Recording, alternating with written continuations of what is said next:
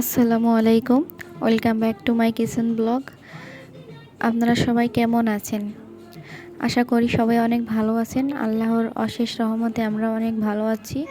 আজ আমি রান্না করেছি আলু তরকারি। তো আলু তরকারিগুলো কেটে ধুয়ে পরিষ্কার করে নিয়েছি। তারপরে আলু তরকারির জন্য যে মাছ নিয়েছি দেওয়ার জন্য, তো সে মাছগুলো আমরা সুন্দর করে পরিষ্কার করে ধুয়ে নিয়েছি। তারপরে 1 চামচ লবণ, 1 চামচ হলুদ দিয়ে সুন্দর করে মেখে নিচ্ছি। মাখিয়ে নেওয়ার পরে আমরা একটা ভাজতে চলে যাব। তো ভাজার জন্য কড়াইতে পর্যাপ্ত পরিমাণের তেল দিয়ে নিয়েছি। তেল দেওয়ার পরও মাছগুলো সুন্দর করে ভাজতে থাকবো। আর আমরা এখন আলু তরকারি রান্না করব। তার জন্য কড়াইতে পরিমাণ মতন তেল দিয়ে নিয়েছি।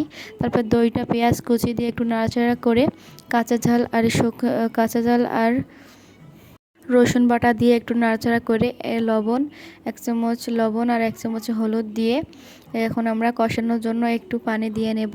তারপরে আলু তরকারিগুলো দিয়ে নিয়েছি। এবার একটু ঢেকে রাখবো কষানোর জন্য।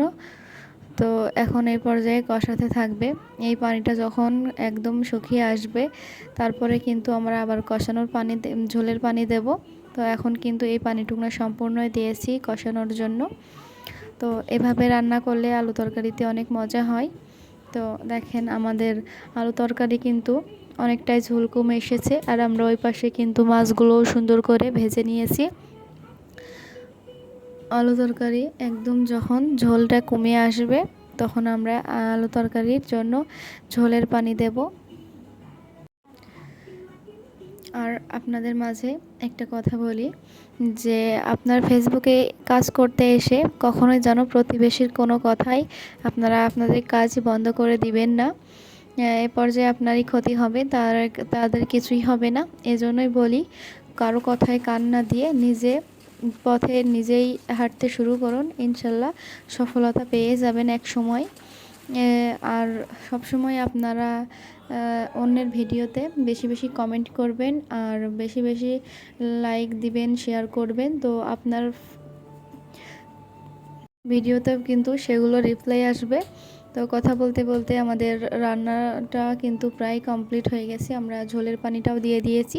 ঝোলের পানিটা যখন 1-2 বলক ফুটে আসছে তখনই আমরা একটু বাটনা দিয়ে নেব। আপনাদের ভাষায় কি বলে জানি না, আমাদের এখানে তাই বলে। 1 চামচ জিরা আর 1 চামচ সরিষা দিয়ে একটু শিলবাটায় বেটে নিয়ে এখন দিয়ে দিয়েছি। তারপরে একটু ঝোল কমে আসলেই মানে রান্না একটু আগেই আমরা মাছগুলো ভেজে রেখেছিলাম, সেই মাছগুলো দিয়ে নেব। তো সেই মাছগুলো দেওয়ার পরে আমরা এখন আরও কিছুক্ষণের জন্য রান্না করব। আরও কিছুক্ষণ রান্না করলে কিন্তু আমাদের রান্নাটা কমপ্লিট হয়ে যাবে। তো এ পর্যায়ে আমরা মিডিয়াম আঁচ করে রাখতে হবে, না হলে কিন্তু নিচেই লেগে যাওয়ার সম্ভাবনা থাকে, যেহেতু আলু তরকারি। আর আলু তরকারিটা ঝোলটা কিন্তু একটু গাঢ়ই হয়ে থাকে। এজন্য আপনারা মিডিয়াম আঁচ রেখে একটু নাড়াচাড়া করে নেবেন। তো এই পর্যায়ে দেখেন আমাদের রান্নাটা প্রায় কমপ্লিট হয়ে গেছে। আর আমার রান্নাটা কিন্তু সবাই মাশাআল্লাহ বলবেন দেখে। আর কেমন হয়েছে আপনাদের আমার এই রান্নাটা? যদি রান্নাটা ভালো লেগে থাকে তাহলে অবশ্যই কমেন্ট করে জানাবেন আর আপনার বন্ধুদেরকে শেয়ার করবেন।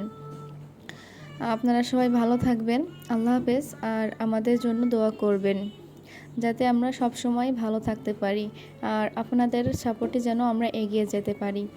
আল্লাহ হাফেজ।